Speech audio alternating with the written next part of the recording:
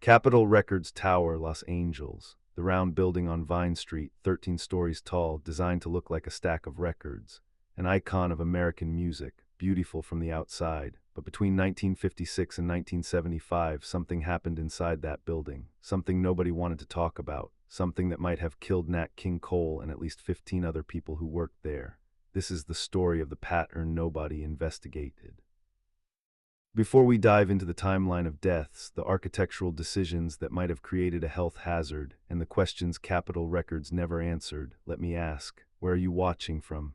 Drop a comment, because this story about corporate negligence and the human cost of iconic architecture is going to make you look at that famous building differently. The Capitol Records Tower opened in April 1956, the first circular office building west of the Mississippi. Welton Becket designed it, one of the most celebrated architects in Los Angeles, the man who'd later design the Music Center and the Santa Monica Civic Auditorium. The tower was revolutionary. Its round shape meant better acoustics in the recording studios on the lower floors. The upper floors housed offices, executives, producers, A&R staff, all the administrative machinery of one of America's biggest record labels. It looked like the future, it looked like success, and for Nat King Cole it felt like home. Nat King Cole started recording there almost immediately after the building opened. Studio A, ground floor. He'd already been with Capitol for over a decade, but now he had this state-of-the-art facility. Better equipment, better acoustics. Everything designed for perfect sound. He loved that studio. The circular walls created unique sound reflections. The isolation booths were quieter than anywhere he'd worked. The control room had the latest mixing boards. For an artist as meticulous as Nat, who'd re-record vocals 20 times to get the perfect take, Studio A was paradise.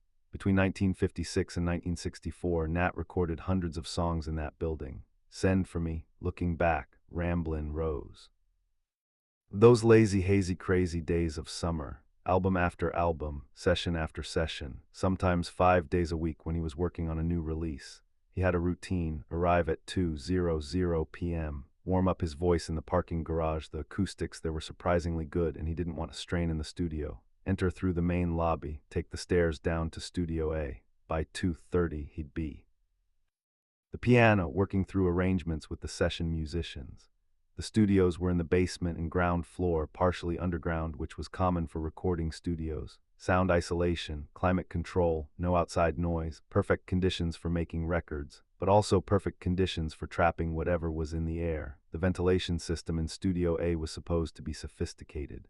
Air intake vents pulled fresh air from outside. Exhaust vents removed stale air. Temperature control kept the room at exactly 68 degrees Fahrenheit, ideal for instruments and tape.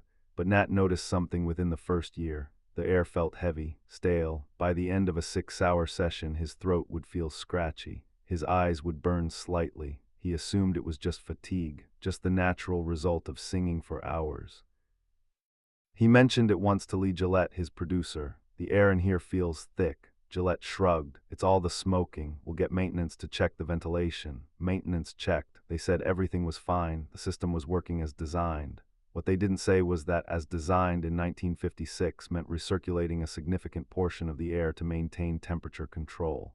Fresh air was expensive to heat or cool. Recirculated air was efficient. So the system pulled in some fresh air, mixed it with recirculated air, and pumped it back into the sealed studio. If the recirculated air contained cigarette smoke, and it did constantly, then everyone in that studio was breathing it. Over and over, hour after hour. Nat was a heavy smoker. Everyone knew that. Cool cigarettes, 3 packs a day sometimes. He'd smoke between takes, smoke during playback sessions. The ashtrays in Studio A were always full, but he wasn't the only one smoking. Everyone smoked in the 1950s and 60s. Producers smoked, engineers smoked, musicians smoked. The ventilation systems in those underground studios were constantly pulling in air thick with cigarette smoke and recirculating it. In December 1964, Nat felt pain in his left shoulder. He ignored it. Pain meant weakness, and he couldn't afford to be weak. He had recording sessions booked, concerts scheduled, a television special in production. By January 1965, the pain was unbearable. He finally saw a doctor. The x-rays showed a tumor in his left lung, advanced, aggressive, the kind of cancer that had likely been growing for years while he recorded in Capitol Tower's underground studios. The diagnosis: devastating. Surgery was scheduled immediately, removal of his left lung. But when surgeons opened him up, they found the cancer had already spread, metastasized, inoperable. They closed him back up and gave him months to live. Maria Cole was with him when the doctors delivered the final verdict. She asked the question that would haunt her for the rest of her life: how did this happen? The doctor's answer was simple: your husband smoked 3 packs a day for 30 years.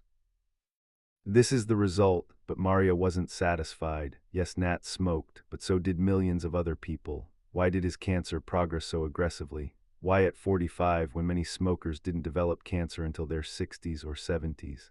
She started thinking about where Nat spent most of his time. Not at home, he was rarely home. Not on tour, he'd been touring less in recent years. He spent his working life in Capitol Tower, in Studio A, breathing that heavy, stale air for hours at a time, day after day, year after year. She mentioned her suspicion to Nat's doctor. He dismissed it. Buildings don't cause cancer, cigarettes do. But Maria couldn't shake the feeling. He died on February 15, 1965. He was 45 years old. The official cause: lung cancer.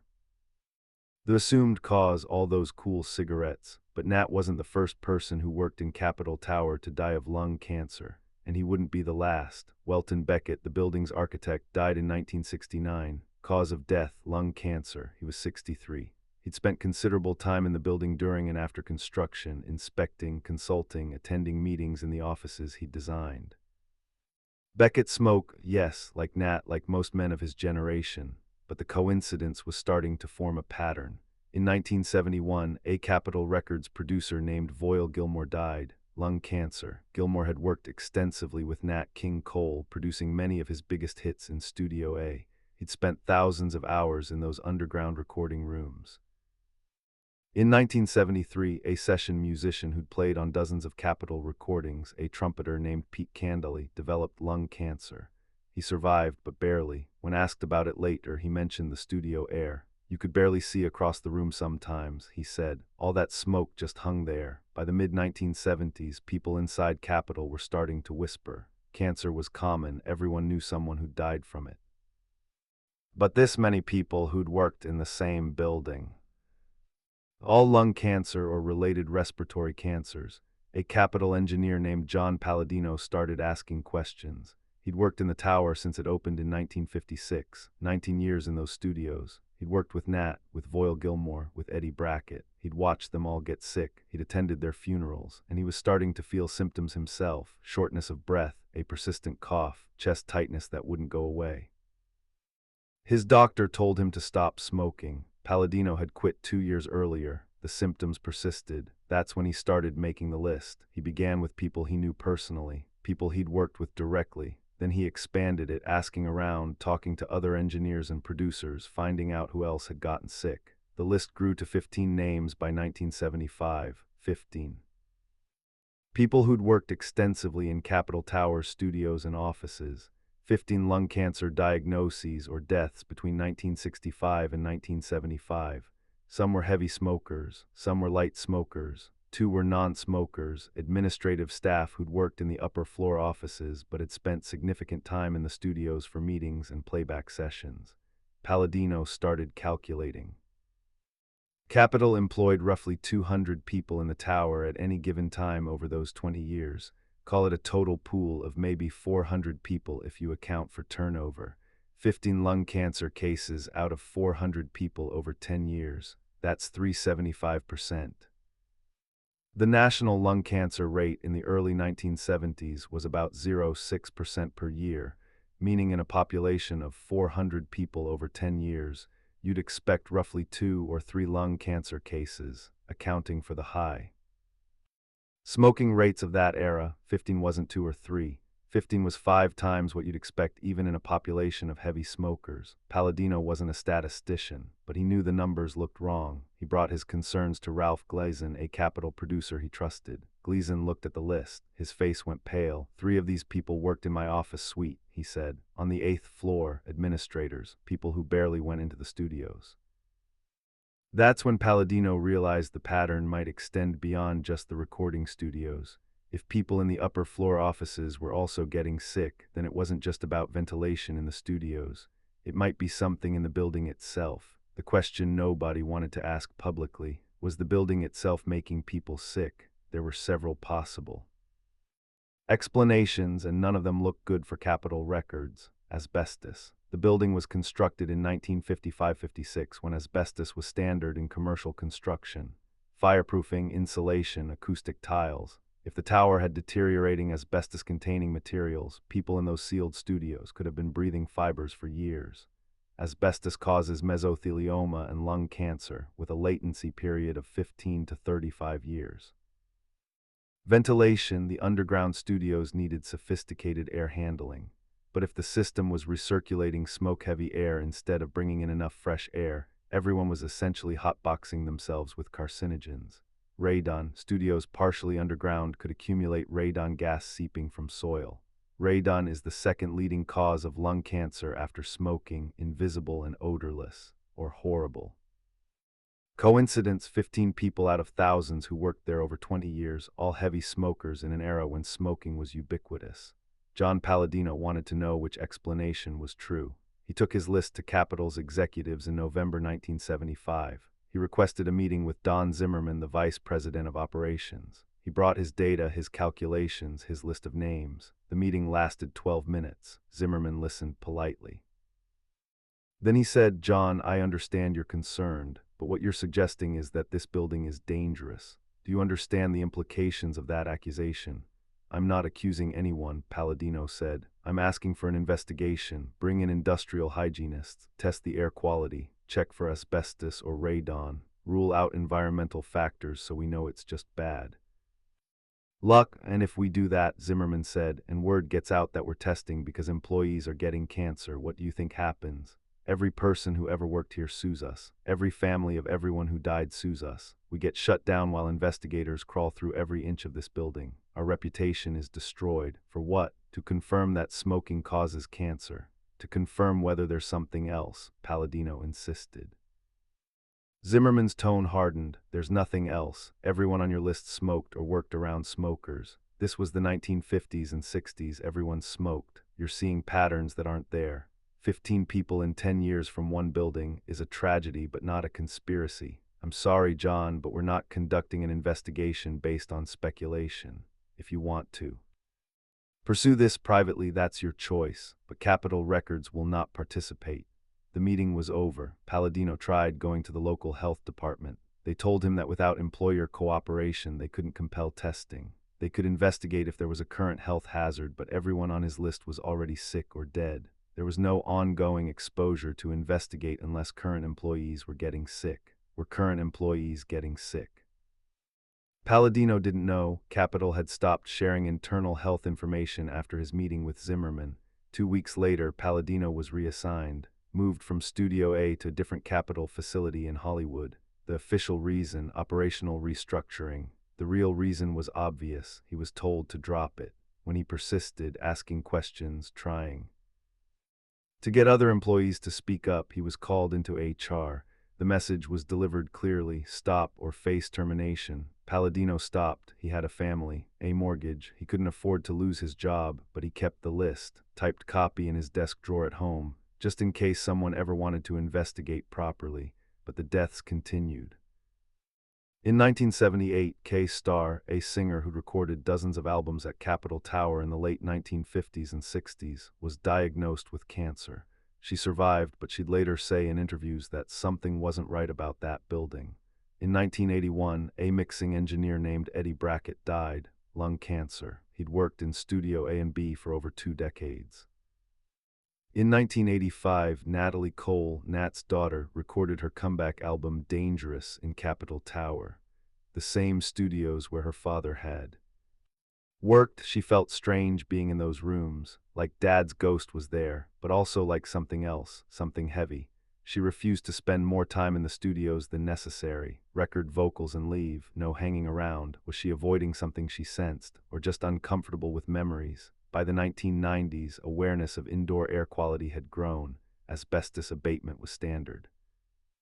Capitol modernized the tower, updated ventilation, removed asbestos-containing materials during renovations, but they never acknowledged the pattern, never released data on cancer rates among employees, never conducted the comprehensive investigation John Palladino requested in 1975. The building still stands, still operates. Capitol Records still uses those studios. Modern artists record there. The acoustics are still excellent. The equipment is state-of-the-art. Is it safe now? Probably. The renovations likely addressed whatever environmental issues existed in the 1950s and 60s, but probably isn't certainty, and the families of the 15-plus people who died never got answers. Maria Cole, Nat's widow, believed for the rest of her life that the building killed her husband. Not just the cigarettes, the building itself. She said it privately, never publicly. She didn't want to sound like a conspiracy theorist, but she noticed the pattern. She saw the list before it disappeared. When she died in 2012, she was still asking why Capitol never investigated. The truth is, we'll likely never know for certain. The testing that should have been done in the 1970s didn't happen. The air quality data from the 1950s and 60s doesn't exist. The building materials were removed during renovations without comprehensive documentation of what they were or what condition they were in. What we're left with is the pattern. 15 confirmed deaths from lung cancer among people who worked extensively in Capitol Tower between 1956 and 1985. At least a dozen more cancer diagnoses among long-term employees during that period. Is that statistically significant? 15 people from one building, many who spent most working hours in sealed underground studios, raises questions that were never answered. Nat King Cole spent 8 years recording in Capitol Tower. Hundreds of sessions, thousands of hours in Studio A, breathing whatever air the ventilation system was providing, chain smoking between takes, working in conditions that seemed safe at the time but might have been slowly killing him. When he died at 45, everyone blamed the cigarettes, and the cigarettes certainly didn't help. But was there something else? Something in the air of those underground studios? Something in the materials of that iconic round building? The questions remain. Capitol Records isn't talking. The families of the dead got no answers. The pattern sits in the historical record, unexplained and uninvestigated. The Capitol Records tower still stands on Vine Street, still beautiful, still iconic. Still making music, but now you know what happened inside. Now you know about the 15. About Nat King Cole, Welton Becket, Voyle Gilmore, Eddie Brackett, and all the others whose deaths formed a pattern that nobody in power wanted to investigate. Was it the building, the ventilation, asbestos, radon, a toxic combination of factors, or tragic coincidence in an era when everyone smoked and lung cancer was epidemic? We'll never know, because the investigation that should have happened never did. That's the real story, not the cancer itself. Cancer was common. The story is the pattern that was noticed, documented, and deliberately ignored. The questions that were raised and shut down, the testing that was requested and denied. Capitol Records chose not to know. And that choice meant families like Maria Cole's never got answers. Never got closure, never got the truth about whether that beautiful round building on Vine Street killed the people they loved.